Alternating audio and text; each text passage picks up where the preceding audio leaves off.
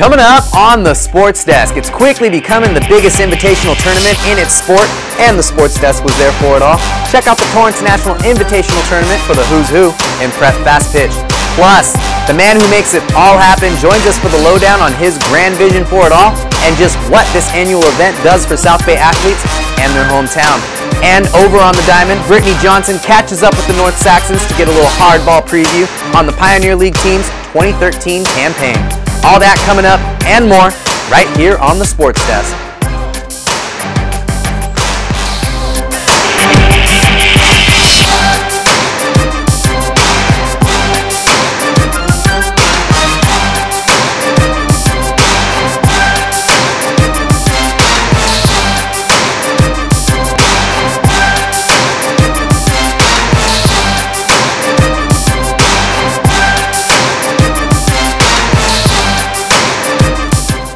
Hey there everybody, welcome to another week here on the Sports Desk. I'm your host, Wan Hernandez. So there's been enough of a build-up and the weekend finally came for the Big Torrance High National Invitational Fast Pitch Tournament. If you made it through Wilson Park this past week, you saw a rainbow of school colors and some of the premier high school fast pitch squads from Texas, Arizona, Nevada, and of course, right here in California. Our Jenny Phillips was there with us on opening day to check in with some of the athletes and even some parents to introduce us and kick off this year's TNT event. Hey Juan, I'm out here at Wilson Park, and going on right behind me here is the National Invitational Fast Pitch Softball Tournament. This year we've got some local teams here, like our own Torrance Tartars, and some teams that have traveled all the way from Texas just to participate. Let's talk about how this tournament has grown over the last few years. Intentionally, when we went to the city, they were concerned about what we were going to do. That's why we started with 16 teams, and we had a 3-year plan. Then 24 this year, and then a full 32 next year. And with increasing national recognition, teams are hoping to get invited to this invitational tournament to face the top-notch competition out here. The California teams are definitely a little bit harder than most teams we usually play, so we were definitely thinking that it would be a little bit tougher. Pretty huge, and it's growing. It's a 24-team tournament, so it's a pretty big deal. We have some good teams here, so we have teams from Nevada, Texas, so it's huge. Not only are teams drawn by the tough competition out here at this tournament, a lot of these girls are very excited about the prospect of coming to play in the beautiful, sunny Southern California weather. We really like coming to California for tournaments. It's really nice down here. Better teams come out here in California. It's really fun down here. What is your favorite part about being out here at this tournament? Definitely playing. I love being with my team, getting pumped up, and playing tough teams like this. Exciting to hear that some of it is being televised, so that's exciting. So I know the girls enjoy that. Expect big things from this growing tournament in upcoming years. From Wilson Park, I'm Jenny Phillips for the Sports Desk.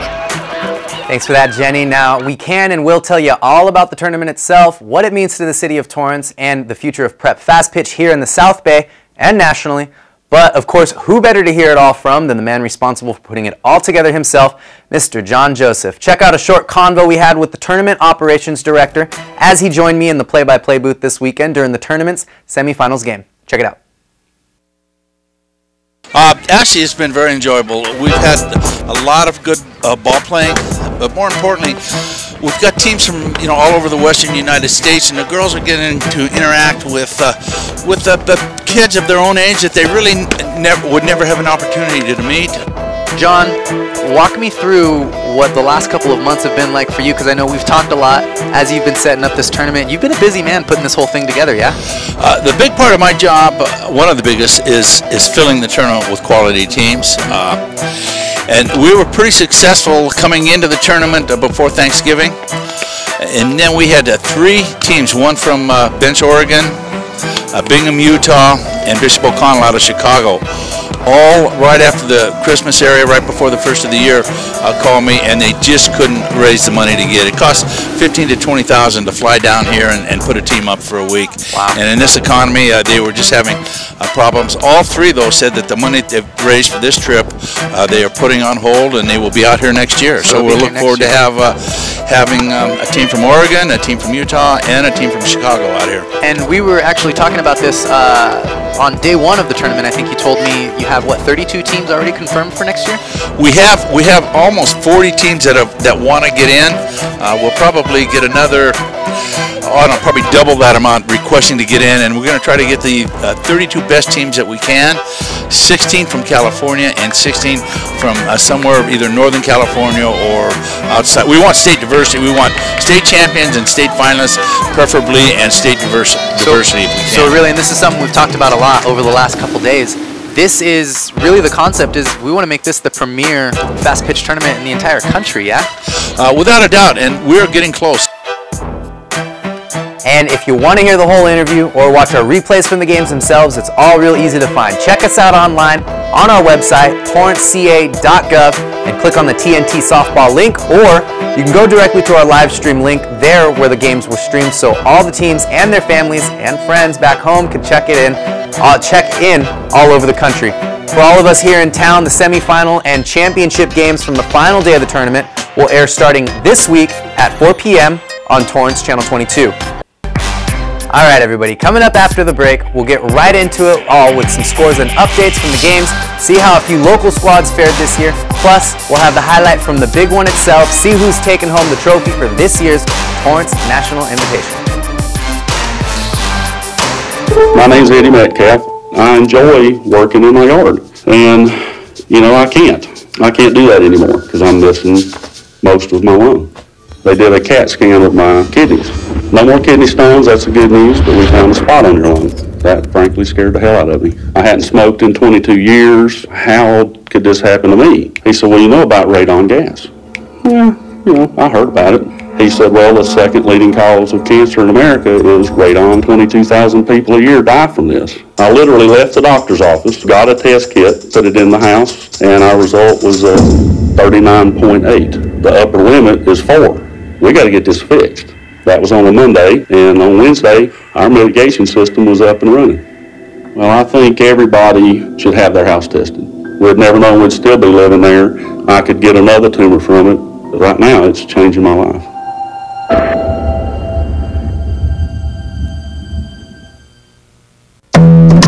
Minds can achieve anything. We make sure they get to college.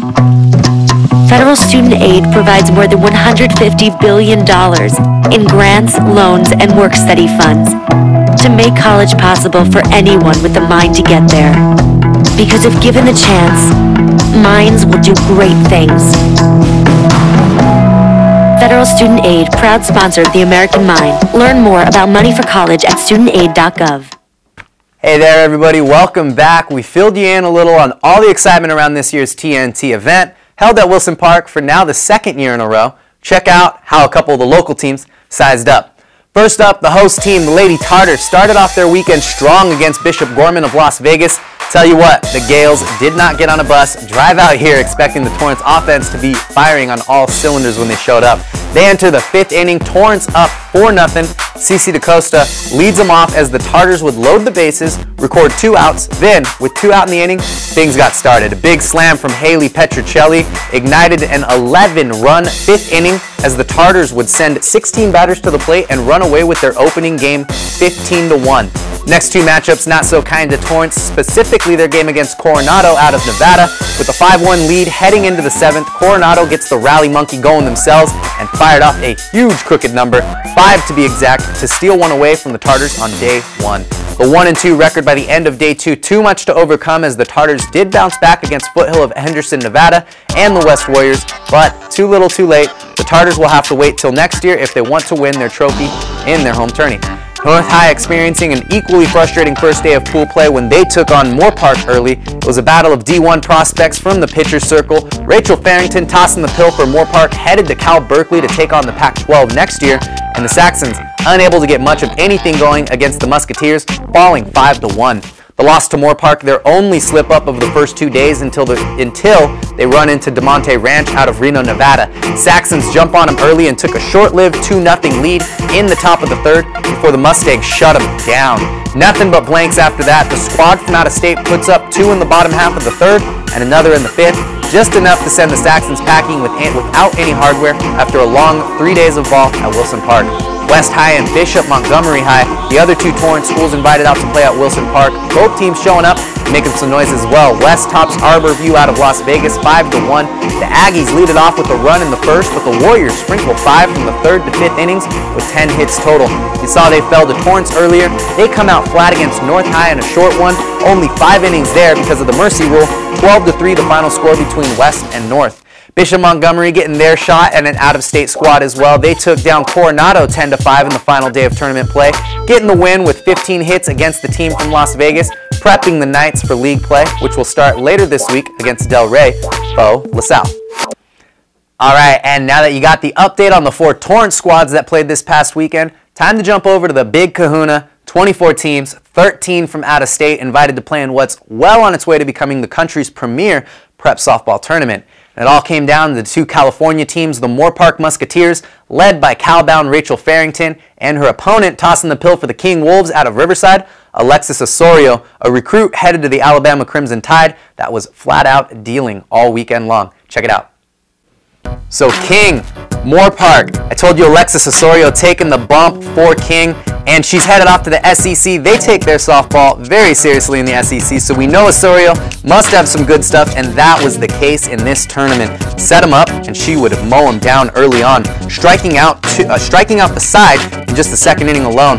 But later in the 3rd, second baseman Danny Brown coming up with a runner on second in the 0-0 ball game. Time to change that box score. Brown jacks one deep to center, breaks the seal. Osorio would return to form though, as she go on to retire the next 8 Musketeer batters in order and keep the team in this one, which sets the table for this. 6th inning, Daphne Pofek. You can run through all the fences you want, but nobody's coming down with that one.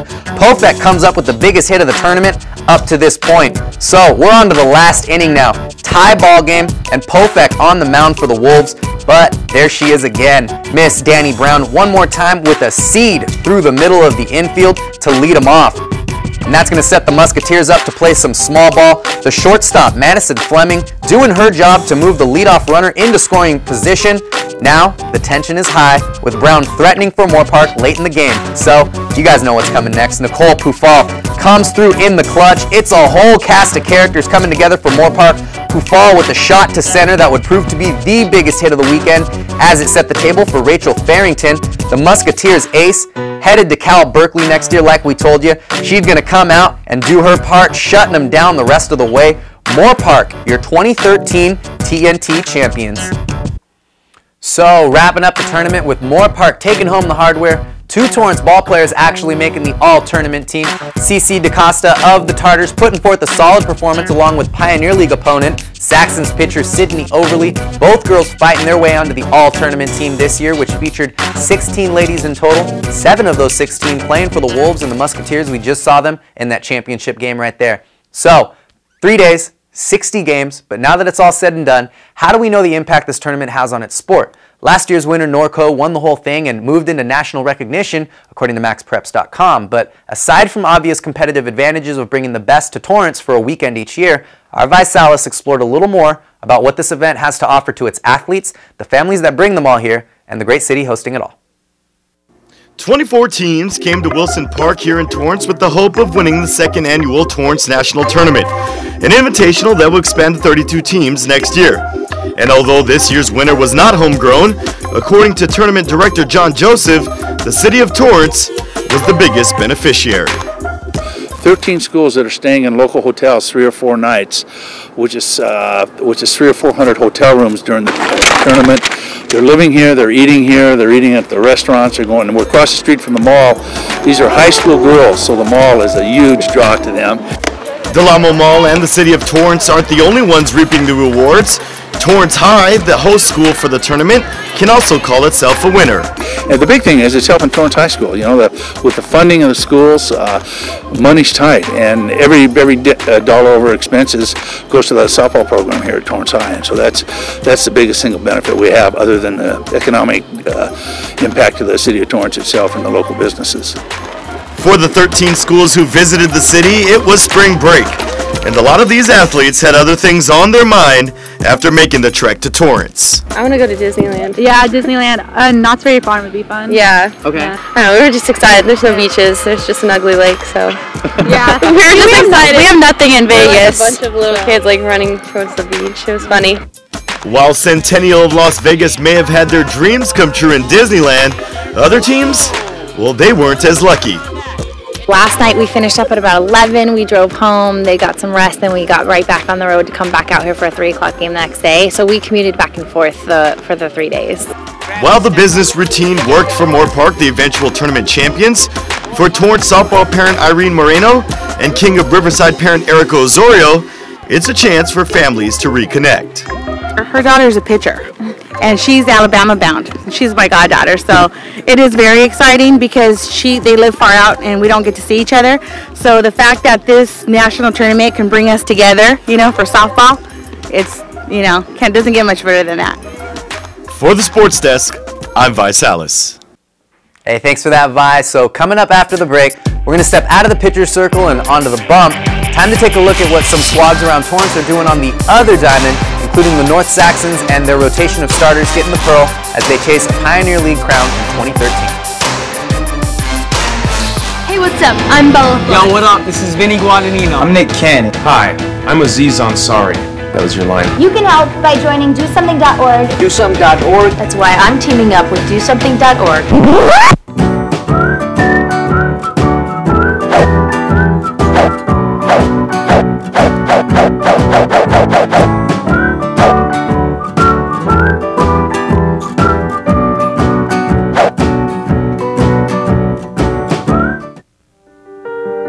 I want to leave him, but I just can't do that to the kids. I keep finding her chatting with this guy online. Even though she says they're friends, something's up. He tells me it's no big deal, but it hurts so bad when I catch him looking at those pictures. Stand strong. No matter what you're going through, there is hope at the end of the line. Focus on the family. How can we help?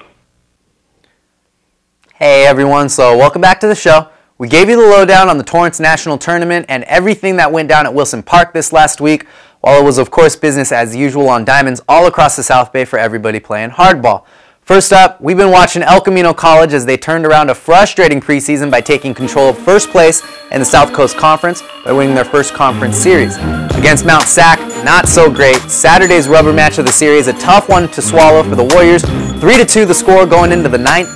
Elk-Crow trailing by 1, and the Mounties able to plate 4 runs without a hit to put it out of reach in the final frame. The Warriors staff walked 7 total, and on offense they managed just 4 hits through the first 6 innings without getting a runner past second base until the 7th inning. So the Warriors slip into a tie for second place with Mount San Antonio College. They get a break from SCC play quickly against Irvine Valley before coming back to host Citrus. The Tartars and the Knights facing off in an inter-city matchup before league play takes off for both teams there. Torrance been squeaking under the 500 mark all year before a hot week capped off by a 4-1 win over the Knights at the Redondo tournament. Coach Ollie Turner thinking his team is starting to look up and get things going in the right direction just in time for the boys to start Pioneer play soon, but pointing out his squad's still not where they need to be. No worries though, 3 W's in a week, never unproductive. Torrance going to be facing South on April 3rd as Pioneer League play gets going there. And in another tale of 2 Torrance teams, North and West also digging in against one another with the West Warriors continuing their absolutely smoking hot start to the 2013 season, with North taking a 3-2 lead heading into the bottom of the 7th. The Warriors come out and score 2, including a walk-off hit by Tommy Osland. Tommy comes up with 2 doubles on the day, then tops it all off with a walk-off winner, finishing it off 3 for 4 with an RBI and a run scored, and the Warriors improved to 9-1 by taking down the North Saxons. And speaking of North, being able to count on one hand the number of starters you bring back from a CIF quarterfinalist just a year ago leaves us with a lot of questions about the Saxons in 2013.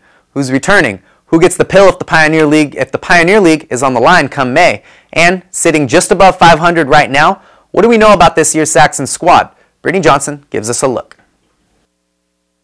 The North Torrance Saxons come back from a breakthrough year in which they tied for second place in league play. Last season, the Saxons won 20 of their games, which is enough to get them into the CIF Division IV quarterfinals, where they fell short 3-2 to St. Bonaventure. The team might look a little different this year, as they only returned 2 of their starters, shortstop Roman Luna and second baseman Jacob Peck. The Saxons are 5-4 so far this year, and they're trying to get into the groove of things on the mound. Head coach Mike DeMaria told the Daily Breeze earlier this month that they don't really have a number 1 yet. Though they don't really have an ace, they have a core 3 leading the pitching staff: Andrew Cabrera, Jacob Peck, and Austin Anderson, all tough on the mound.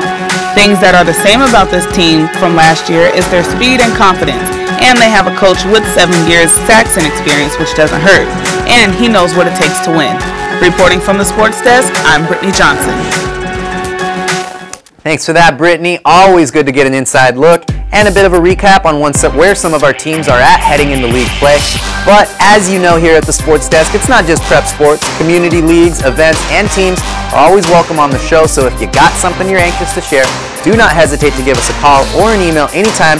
The number's right there, and our email address, thesportsdesk@torranceca.gov. All right, everybody, that's going to wrap it up for us this week. Another tour of South Bay sports action. We'll see you again next time right here on the Sports Desk.